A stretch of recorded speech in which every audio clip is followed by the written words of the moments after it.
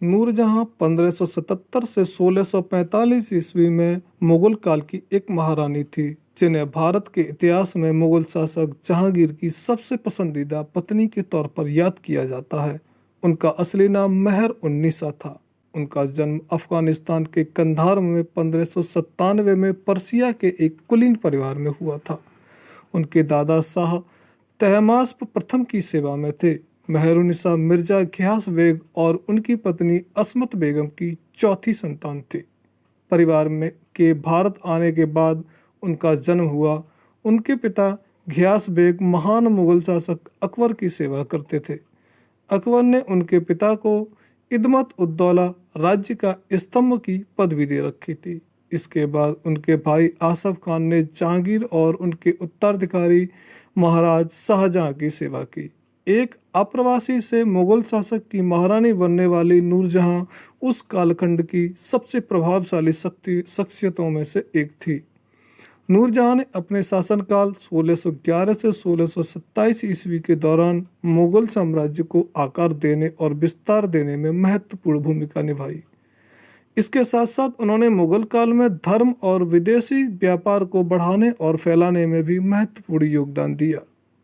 मेहरुनिसा की पहली शादी 17 साल की उम्र में एक पारसी शासी शेर अफगान अली कुली खान इस्ताजलू से हुई थी। उनके पहले पति का अपने क्षेत्र में दबदबा था। उसने उन्हें पहली संतान भी हुई, जिसका नाम उन्होंने लाडली बेगम रखा था। 1607 में शेर अफगान के निधन के बाद मेहरुनिसा ने मुगल साम्राज्य की सेवा करना शुरू की। 1605 में अकबर के निधन के बाद जहांगीर ने उत्तराधिकारी के तौर पर शासन किया। इस दौरान मेहरुनिसा की जिम्मेदारी जहांगीर की सौतेली माताओं में से एक रुकैया सुल्ताना बेगम की सेवा करने की थी। 1607 में मेहरुनिसा ने बहुत ही बुरा दौर देखा। उसके परिवार के 2 सदस्यों को राजद्रोह के आरोप में मृत्युदंड की सजा दी गई। इसके बाद भी जैसे भाग्य मेहरुनिसा पर मेहरबान था और आगे चलकर उसका भाग्य ही बदल गया। 1611 में नौरोज उत्सव के दौरान जहांगीर ने मीना बाजार पैलेस में मेहरुनिसा को पहली बार देखा। उनकी खूबसूरती देखकर वह मोहित हो गए। उसी साल कुछ ही महीनों बाद जहांगीर ने मेहरुनिसा से निकाह कर लिया। दोनों का आपसी प्यार इतना मजबूत था कि कुछ ही दिनों में मेहरुनिसा उनकी पसंदीदा पत्नी बन गई। शादी के बाद जहांगीर ने उन्हें नाम दिया नूर महल, यानी कि महल की रोशनी।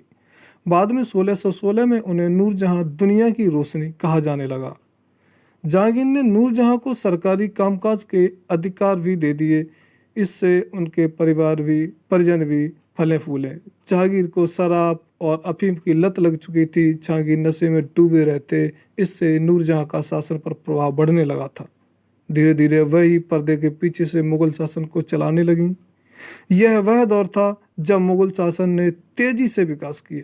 सरकारी कामकाज के प्रबंधन के साथ ही नूरजहां ने अपने नाम के सिक्के भी बनवाकर जारी किए। नूरजहां ने प्रशासनिक कामकाज भी अच्छे से संभाला। महिलाओं के मामले हों या घरेलू और विदेशी व्यापारियों से कर संग्रह की व्यवस्थाओं को सुधारा, जिससे आगरा कारोबार का एक गढ़ बन चुका था। 1627 में जहांगीर के निधन के बाद सौतेले बेटे खुर्रम ने नूरजहां को आलीशान महल तक सीमित कर दिया। यही खुर्रम आगे चलकर शाहजहां हुए, जिन्होंने नूरजहां के भाई आसफ खान की बेटी मुमताज महल से शादी की। नूरजहां का ज़्यादातर समय आगरा में अपने पिता की याद में आलीशान मकबरा इत्माद उद्दौला बनवाने में चला गया। हरियाली से आच्छादित यह इलाका आज भी दर्शनीय है। नूरजहां की पारिवारिक पृष्ठभूमि में साहित्य था, लिहाजा इसका असर उन पर भी दिखा। नूरजहां ने अपने साहित्य सृजन को अपनी अलग पहचान बनाई। परंपरागत पारसी संस्कृति में उनकी रुचि और विशेषज्ञता की बदौलत ही उन्होंने इत्र निर्माण, जेवरात, परिधान, फैशनेबल डिजाइन के विकास में महत्वपूर्ण भूमिका निभाई। यह मुगल काल की भारत को बड़ी देन रही। नूरजहां के काल में कई पेंटिंग्स भी बनी, जो मुगल कला पद्धति का बेजोड़ नमूना है। इसके अलावा बेहतरीन बगीचे और शानदार वास्तुकला भी देखने को मिली। जालंधर में नूर महल सराय इसका एक नमूना है। नूरजहां का निधन 1645 में हुआ। लाहौर में जहांगीर के मकबरे के करीब ही शाहदरा में उनकी कब्र है। यही वह कालखंड था जब मुगल काल अपने साहित्य के चरम पर पहुंच गया था। आज की कहानी यहीं खत्म होती है। अगली कहानी तक के लिए धन्यवाद।